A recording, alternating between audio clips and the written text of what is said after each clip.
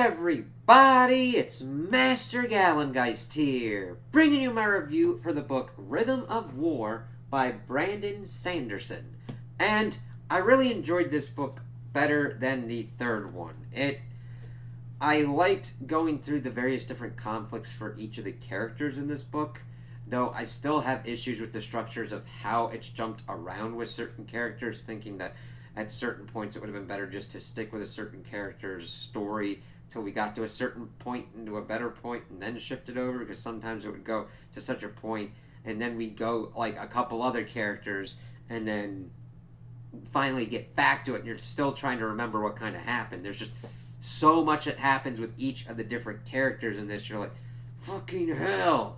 But I do think there was a better job of diving into like the personal issues with most of the characters, like Kaladin, Shallan, Adolin, Dalinar, and Venli, to the point where it didn't feel like nothing happened or that we kept repeating, because that was a thing that was kind of my kind of pet peeve that was going on in Oathbringer, of like, it felt like we kept hitting the same kind of things going on over and over. Now granted, there's still the same kind of issues that are dealt with, like Kaladin and his inability to protect the people that he's trying to protect, and the kind of darkness that kind of comes with that. I really connect with him on that, but it felt like we had stuff that worked on with it. Him getting better and then him getting worse because of, hey, guess what? The singers are able to take Urithiru, and that definitely was a big kind of portion of the book that worked out pretty well,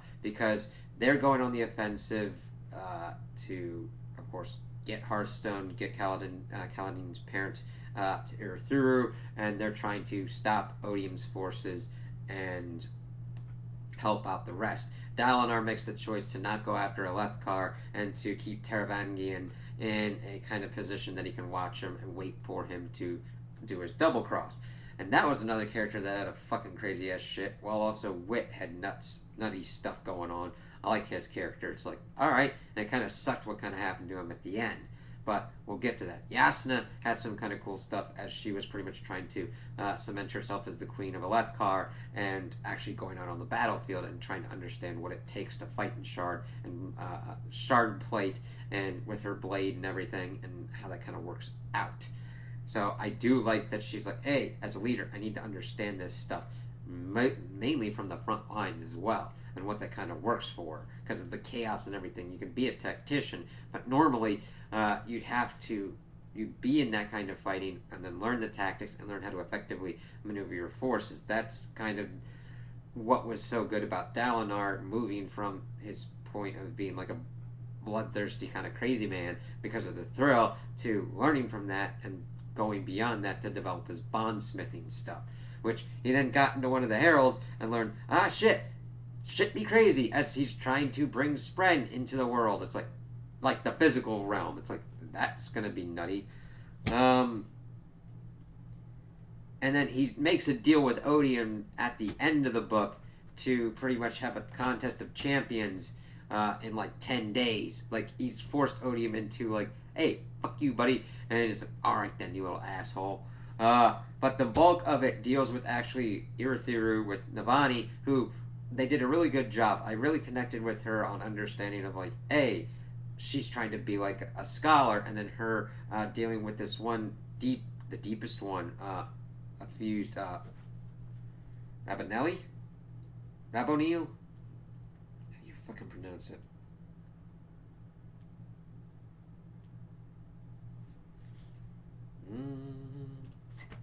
But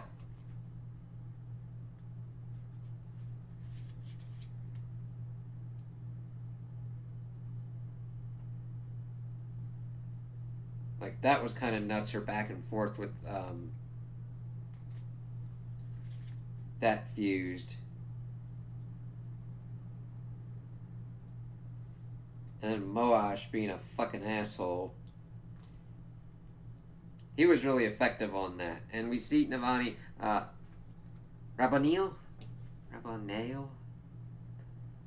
R-A-B-O-N-I-E-L.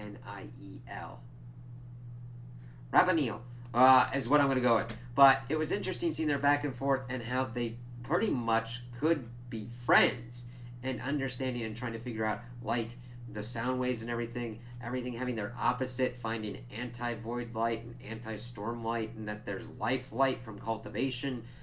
And the thing is, I like all these kind of concepts, but we get really piled on with this stuff because we learned that odium is kind of like a shard thing, and I'm like, what the fuck? Now, granted, I need to read the rest of Sanderson's kind of works and stuff connected to the Cosmere, but evidently he was this dude that was like controlling this bit of like the creator of the universe, and then Terravanian's like, motherfucker, and pretty much got the assassin in white, Shazeth, to be near him so he could use this sword to really kill the dude and become odium himself, which is going to present some fucked up crazy ass problems because he was going stupid as shit. And it's like, alright, we'll have to see how that kind of changes up stuff, because Dalinar made the agreement with the old odium, but he still kind of is bound by it. And that Dalinar's like, alright, we'll have a contest of champions. Dalinar plans to present himself as the champion, and if they win, odium's locked in Brozé, which is Damnation, which is actually another planet, for 1,000 years, and he'll leave everything that's been gone. He doesn't have any control over the fused ones or whatnot at that point. But if odium wins, Dalinar will become a fused and help him do his stuff, and he'll make sure that it doesn't like completely and utterly fuck over what's going on. It's not an end game. He's locked in the system either way, pretty much to Wit's goals. And it's just like, okay, we'll have to see how that kind of works out. Because you think that like he'd go for Kaladin to be the champion, because Kaladin goes through a lot and finally gets to the fourth ideal. Because we see that Urithiru had his shit flipped when the singers got in there with Rabanil infusing and trying to corrupt the sibling. And we see Navani trying to help the sibling as well and eventually bonding with it and telling... I loved her line of like, journey before destination, bastard, as Moash is trying to kill her ass before she becomes a Radiant and bonds with the sibling, creating another bondsmith. So it's like, right. Because that was an effective one, because it's building up to get to that point. Kaladin building up to the fourth ideal was really good, because he's exhausted as shit, but then he starts kind of getting better and better, but then we see that Tef dies. And that was a very well executed death. Like, it hit me hard, but it was well done. It didn't feel like it was done for shock value. It felt like it was a natural point, because we're seeing that a Spren can die and was killed by that, and then Teft is killed because Moash is trying to break Kaladin, either for him to pretty much let Moash kill him, or obtain something greater. And the thing is, seeing him pretty much almost become a part of, like, we see Red kind of fucking around with his eyes as it's like, shit, as he's trying to like save his father before he like jumps off and pretty much is ready to die because he can't protect everyone, getting to the fourth ideal, and Dalinar and the Stormfather presenting and kind of connecting them with the spiritual realm, where Tien's able to kind of help him out and show that like, yeah, shit gets bad, but they can't take those good memories from you, and like he comes to terms with the fact that he accepts that there's those he cannot protect. Those are his words. That gets him to the fourth ideal, and seeing him being able to then get his own shard plate was awesome, and be able to save his father. His father annoyed the unholy fuck out of me. And that's coming from someone who has a lot of kind of pacifist tendencies myself, where you fight when you kind of need to, and kill only in the absolute situation that it cannot be avoided. Because he's just like, we'll let the singers do whatever they want. It's like, they're gonna kill the Radiants.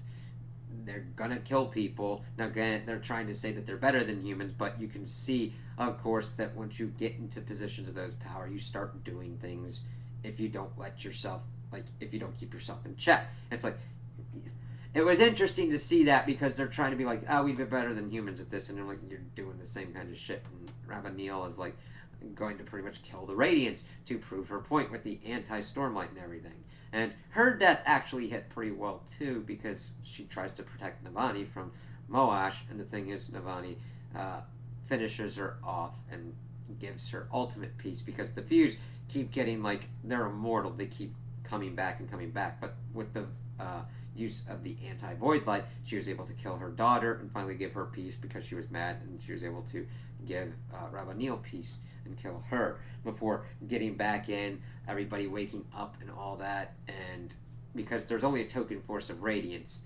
left, but once the sibling was kind of corrupted enough, and they were able to use this Fabrial to pretty much make it so that way the radiance pretty much couldn't use their powers. Well, Kaladin, because of how close he was to the fourth ideal, was able to utilize some kind of powers, but it pretty much knocked everybody else out.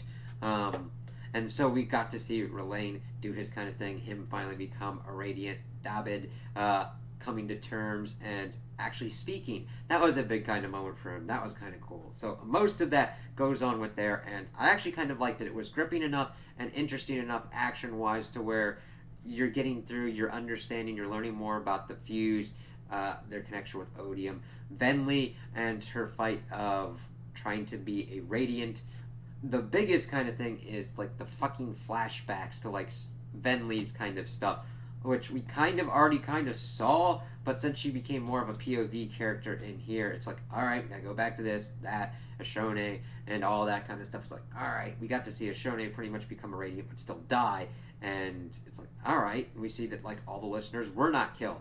So Venli decides to go there after everything was going down, her accepting the fact being a Radiant and trying to get her people out of the war. Kind of going along a similar path to what the listeners had done before and eschewing any forms of power. And you would kind of say that it's the same kind of Lyran kind of scenario. But with what Odium is doing and what these kind of elder mad gods are going into play, you aren't going to be able to sit out on this kind of thing. All this shit's going to affect them. And the thing is, we see that she's able to help her mother get her mind back, and that they've somehow made friends with the Chasm Fiends. It's like, listen, I get that you don't want to be controlled by either kind of group, and that's cool. And I understand that you don't trust humans either, because of all this stuff, because we also see that with the Spren, with the Honor Spren, where Adolin goes there to try and make his case, and he decides to then stand trial for humans and everything because of the Recreants. That was kind of interesting. I did like it because I connected with Adolin because of his father wanting him to be a better man, but not seeing him as himself and what he can do. And this is him trying to prove himself. And I really connected with that a lot. I really kind of get that, where in those kind of scenarios, yeah, it's cool that your parent wants you to be better, but you also need to be seen for yourself. And I get that a lot. I really kind of connected with him on that. Shallan, I also connected with her whole kind of mind scenario. I mean, granted, I've never had three personalities trying to fucking fight, but this was more of a kind of balanced thing as they're trying to figure out what's kind of going on with themselves and trying to accept themselves with that. So that was really kind of cool to see how that kind of worked out and how she eventually accepted herself, and we learned that she actually had another Spren before, and that was the kind of big thing. They were bringing up the whole Dead Eyes kind of stuff at the trial, and the thing is, Adolin's Maya Spren is getting better and better and actually learning from him, and she eventually speaks on his behalf, and that says that they chose to do this. Like, they had to do something that forced the Parshendi to pretty much go to doll form for some reason. It's like, that's not cool. Why would you do that and pretty much make them slaves? And that the Recreants, the Spren and the Knights Radiant chose to do that. They didn't expect the Spren to pretty much die and go into the Deadeye state, but there was a reason they did it. And this, of course, shakes the Honor Spren. And, of course, there's one of the Heralds, Kellic. We get more information from him on certain things because he wants to get out of the system, like planetary system. And he's going to help them with that. Shallan actually comes to terms with the fact that she had killed her mother with the Shard Blades. Like, why the fuck would a child be bonded with a Spren like that? Of course there's going to be shit that's going to go nutty. And, of course, she breaks the oath because she utilized that Spren to kill her mother. And that fucks shit up. And Pattern, of course, lying to her with certain kind of things, as the Ghost Bloods want her to kill a Herald, which is a fucking tall order to do. Sorry, there's a lot of shit going on. But she eventually comes to terms with that, and Veal helps her and gets absorbed. Radiant is still in play, but she understands. She tries to help out her Deadeye Spren, and she gets kind of better with pattern and tells Mraize the Ghostbloods can go fuck off and pretty much goes to war with them. It's like, yeah.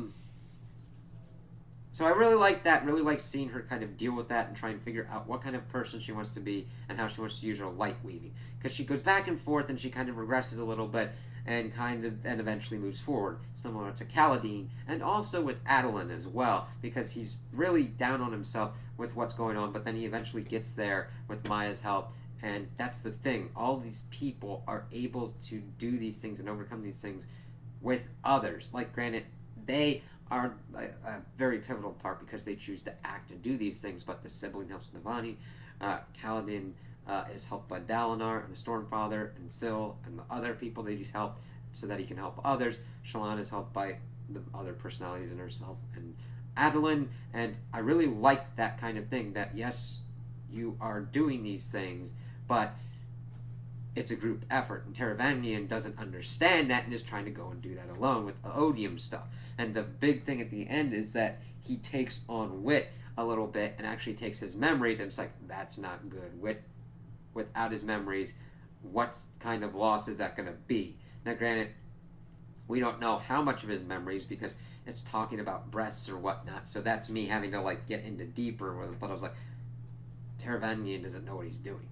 He's ascended to godhood, and like, I can do this. I can save everyone. It's like, God, yeah, fucking god complexes and becoming gods and everything. It's like, God damn it, you fucking asshole. It's gonna be like, all right, what kind of mess are we gonna have to clean up from this? But I overall really liked this and was able to kind of get through it at a better kind of clip than the third one. The third one felt more kind of draggy. Though granted, the most kind of dragging parts were the Venli flashbacks for me. Even though they gave interesting enough stuff, it's still kind of hammered along the same kind of lines of like, okay, here's this, here's this, here's this, I get this, I get this. There was a little bit more movement than like in past kind of ones, but that's still the kind of thing that was like, alright, I kind of get it. We can move on from this. So I am interested to see what the fifth one will do and how I will feel leaving off from that. Like, this is a beefy sumbitch. Like, 1,260 pages. And it mainly gets weird at the end of, like, how do I hold this thing?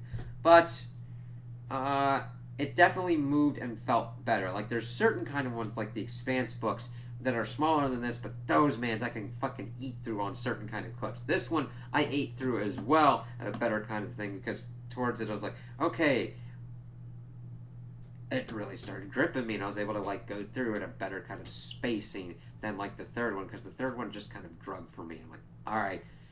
And when you get kind of books like these and kind of like big fantasy epics, of course that's going to happen. But I felt that I was getting a better kind of deal in here, and only that the fact that now we've got like, okay, we got a lot of characters. The interweaving is going to become more complex. We need more information on certain kind of things, on what's going on lore-wise, and also how it works system-wise within like the magical realms and the Cosmere, because it's a fuck ton. Like this, I would still recommend this series, but like only if you really want to go into it and dive into it, kind of like a Lord of the Rings, Star Wars lore kind of thing, and find your own kind of character that you really kind of connect with. I didn't expect to connect with as many of them at this point. Kaladin and Adolin were the ones that I kind of like were there most, even though I didn't like that Adolin killed Sadeas. Shallan was definitely an interesting one, but they kept repeating kind of stuff with her, and her movement on this kind of upped her, and I did like that we finally got Navani doing her own kind of stuff, and I'm like, yeah, do that science, because I'm like, yes, I like it when people are like experimenting and exploring and trying to gain new knowledge and trying to figure out what goes on with that knowledge. She kept getting on the back foot way too much to a degree, in my opinion, but granted, if that was done to pretty much make it effective when she finally got herself onto a win kind of scenario, I can deal with that.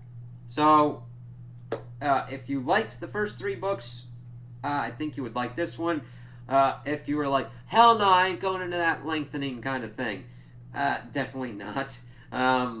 But it doesn't really get completely and utterly horrendously scary or anything, or explicitly sexual or gory or anything. So it definitely falls within the realms of like Lord of the Rings and all that kind of stuff, where it deals with complex, interesting kind of things, especially with like how systems work out, like magically, while also socially as well. Like, what do you do with the singers? Like, there has to be an effective way to get to the point of, yes, they have been horribly wrong. There must be justice done for that. However, I think that there's definitely a point where you could get to where harmony can be achieved. That's the only kind of place to get to, a harmony and a balance. Otherwise, you're just putting off what's gonna happen. Like, someone within one group is gonna want vengeance for some fucked up, stupid little thing and go after each other and then start this whole shit again. You want to avoid that as much as possible. And then the bigger kind of thing is these gods and stuff can be like killed and whatnot, and others can take their places and have complete and utter chaos and shit going on. That needs to be fucking dealt with. So we'll have to see if our heroes do realize, this kind of war, even though it's having a giant and personal effect on us, this is one facet of some fucking weird ass thing that we're gonna have to fucking deal with, because if we don't, this is gonna just keep happening because this is a cycle and this is a system. How do we kind of either change this system or break this system or stop this system? So that's the kind of stuff that I'm looking forward to. And I don't mind that I have to wait for it to come out and then have to wait for it to come out again in paperback, because I just like paperback. Yeah. So, those are my opinions on what happened in Rhythm of War. Tell me what you guys think in the comments below. If you liked it, if you didn't like it, if you agree with me, if you disagree with me. Also, like and subscribe, and I hope you have a good day.